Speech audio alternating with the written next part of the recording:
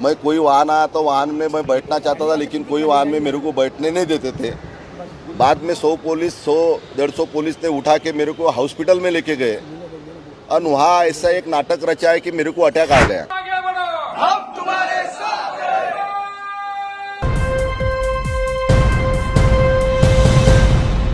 महाराष्ट्र में जिस तरह से खेल किया जा रहा है और सियासी भूचाल महाराष्ट्र में आया हुआ है, जिस तरह से आपने देखा कि पिछले हफ्ते पूरा हफ्ता सेना को लेकर, सेना में भर्तियों को लेकर बवाल चढ़ता रहा।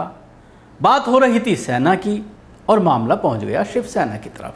अब पूरा मीडिया दिन रात शिवसेना पर ही लगा हुआ है, दिन रात महाराष्ट्र पॉलिटिक्स पर लगा हुआ है और ये बताने की कोशिश कर रहा है कि शिवसेना किस तरह से हिंदुत्व से दूर होता गया, जिसकी वजह से विधायकों में रोष हुआ और बाला साहेब ठाकरे की जो सोच थी उस सोच के खिलाफ जाने की वजह से उद्धव ठाकरे के पार्टी में बगावत हुई है। इस तरह की चीज़ें सोशल मीडिया के साथ साथ मेन स्ट्रीम मीडिया तमाम बड़े चैनल चला रहे हैं और कई वाक़यात बता रहे हैं कि किस तरह से वो बाला साहेब ठाकरे की विचारधारा से हटता चला गया। जिस तरह से अभी पीछे आपने देखा था कि हनुमान चालीसा को लेकर राणा दंपत्ति के मामला किस तरह से उनको जेल भेजा गया, हालांकि उसमें पूरा शिवसेना के कार्यकर्ता पार्टी के साथ खड़े हुए थे, किसी तरह का विरोध, किसी तरह का आक्रोश नजर नहीं आया था। लेकिन अब इस पूरे मामले को Hindutva versus secular party, secular जहनियत को लेकर के सवालात किए जा रहे हैं और उसी को लेकर लगातार प्रोग्राम्स टीवी चैनल्स पर चल रहे हैं। ये कोई पहला मामला नहीं है कि बीजेपी के जरिए किसी राज्य की सरकार गिराने की कोशिश की गई हो या सरकार गिराई गई हो। पैसे के बल पर बार बार बात सामने आती है, पैसे के बल पर या डरा करके, जो केसेस पुराने हैं लोगों के ऊपर उसका डर दिखा करके, इस तरह के खेल बीजेपी अक्सर करती रहती है। 2.5 साल का वक्त हुआ है महाराष्ट्र में सरकार बने हुए और बात हो रही थी कि कांग्रेस या एनसीपी के कुछ विधायक टूट सकते हैं, लेकिन जिस तरह से सेंध लगाई गई शिवसेना में, क्योंकि विचारधारा बीजेपी की और शिवसेना की एक है, और जिस तरह से उसमें इस्तेमाल किया गया पार्टी के एक नेता का, और उसके बाद मैं बात करना चाहूँगा कि इस पूरे मामले में सवाल ये खड़ा हो रहा है कि आखिर अगर ये तमाम विधायक, जो अभी तक संख्या बताई जा रही है टीवी चैनलों के जरिए कि 45 विधायक बीजेपी के खेमे में हैं, और ये बताया जा रहा है कि उसमें से अभी जैसा कि आपने देखा कि 42 विधायकों का एक वीडियो सामने आया है जिसमें वो अपने लीडर के साथ ये दिखा रहे हैं कि हम आपके साथ खड़े हुए हैं, उनके फेवर में नारेबाजी की जा रही है। लेकिन इस वीडियो को पहले देखिए, फिर हम बात करते हैं।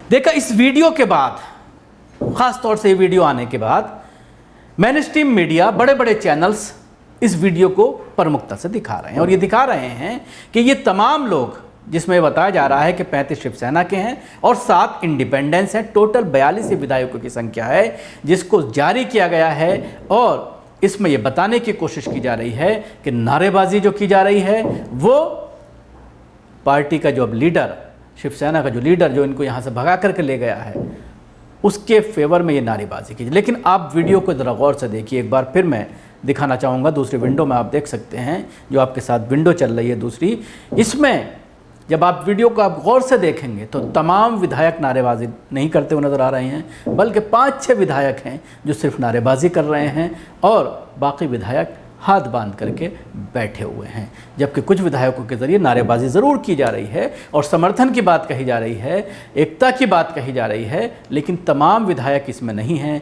जिस तरह से मेन स्ट्रीम मीडिया कई बार इस तरह के वीडियोज़ का विश्लेषण करता है, एक एक फ्रेम दिखाने की कोशिश करता है, जब उसका मकसद हल होता है जिसमें बीजेपी, आरएसएस और संघ का फ़ायदा होता है, तो उस तरह की वीडियो उनके फेवर में चलाई जाती हैं और उसमें दिखाया जाता कि किस तरह से कितने लोग हाथ उठा रहे हैं। लेकिन इस वीडियो को प्रमुखता से दिखा करके ये बताने की कोशिश की जा रही है कि 42 विधायक बीजेपी के खेमे में आ चुके हैं और अब सरकार का गिरना तय है। हालांकि शिवसेना बार बार ये मान रही है, जिस तरह के बयानात आ रहे हैं कि पहले फ्लोर्स टेस्ट के लिए इनको यहाँ लाया जाए, उसके बाद ही तय होगा, क्योंकि जिस तरह से पहले सूरत गए, उसके बाद असम पहुंच गए, असम में बाढ़ आई हुई है, लेकिन उसके बावजूद असम के मुख्यमंत्री इनकी तीमारदारी में, इनकी खातिरदारी में लगे हुए हैं और पूरा ख्याल रखा जा रहा है 5 स्टार होटल में। बाकायदा बाढ़ के दौरान मिलने के लिए वो वहाँ पर होटल पर पहुँचे। लेकिन एक चीज़ और आपको मैं दिखाना चाहूँगा, इसी दौरान टीएमसी के कुछ कार्यकर्ताओं ने होटल के बाहर पहुंच करके धरना प्रदर्शन किया, विरोध प्रदर्शन किया, पुलिस ने बल का इस्तेमाल किया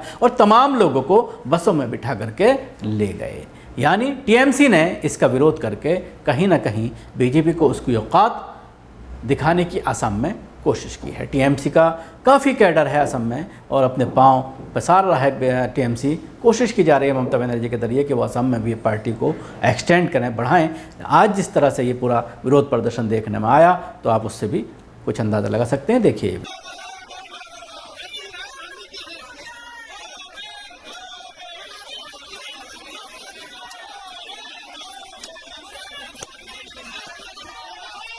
उसके अलावा जैसा कि कल शाम देर रात 2 विधायक किसी तरह से फ्लाइट पकड़ कर वहाँ से भागने में कामयाब रहे, जिसमें कैलाश पाटिल और नितिन देशमुख, ये दोनों विधायक वापस आ गए हैं। वापस आने के बाद जो इन्होंने बयान दिया है वो भी आप सुनिए। उस दिन का पूरा इतिहास मैंने बताया है कि रात को 3 बजे मैं होटल से 12 बजे निकला हूँ। रास्ते पे 3 बजे खड़ा था, लेकिन 100-200 पुलिस मेरे पीछे थे। मैं कोई वाहन आया तो वाहन में मैं बैठना चाहता था, लेकिन कोई वाहन में मेरे को बैठने नहीं देते थे। बाद में 100-150 पुलिस ने उठा के मेरे को हॉस्पिटल में लेके गए और वहाँ ऐसा एक नाटक रचा है कि मेरे को अटैक आ गया न, ऐसा संदेशा ही दिया।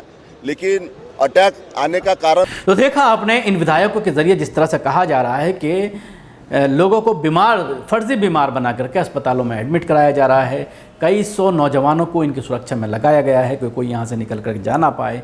ये एक अलग सा ट्रेंड हो गया है कि विधायकों को एक तरह से पूरी तरह से किडनैप कर लिया जाता है। अब सवाल ये खड़ा होता है कि क्या इन दोनों विधायकों के जरिए कोई किडनैपिंग की FIR दर्ज कराई जा रही है या उद्धव ठाकरे इस पूरे मामले में पुलिस को कोई एक्शन लेने के निर्देश दे रहे हैं, क्योंकि उद्धव ठाकरे भी अभी ये देख रहे हैं कि हालात किस तरफ बैठते हैं। जैसा कि आपने देखा, रात उद्धव ठाकरे अपना सारा सामान सरकारी बंगले से शिफ्ट करके मातोश्री, जो उनका पैतृक मकान है, वहाँ पर वो शिफ्ट हो गए हैं पूरे परिवार के साथ। और कहा यह जा रहा है कि हालात मामूल पर होने के बाद दोबारा वो सरकारी बंगले में शिफ्ट होंगे।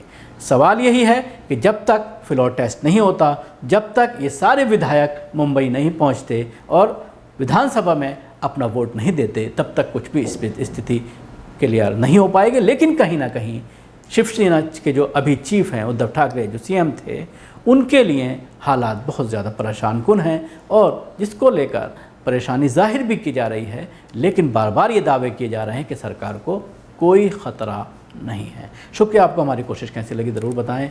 हमारे YouTube चैनल को सब्सक्राइब करना ना भूलें। इसके साथ ही बेल आइकन जरूर दबाएं। अगर आप ये वीडियो फेसबुक पर देख रहे हैं तो पेज को लाइक करें, उसके साथ ही फॉलो भी करें।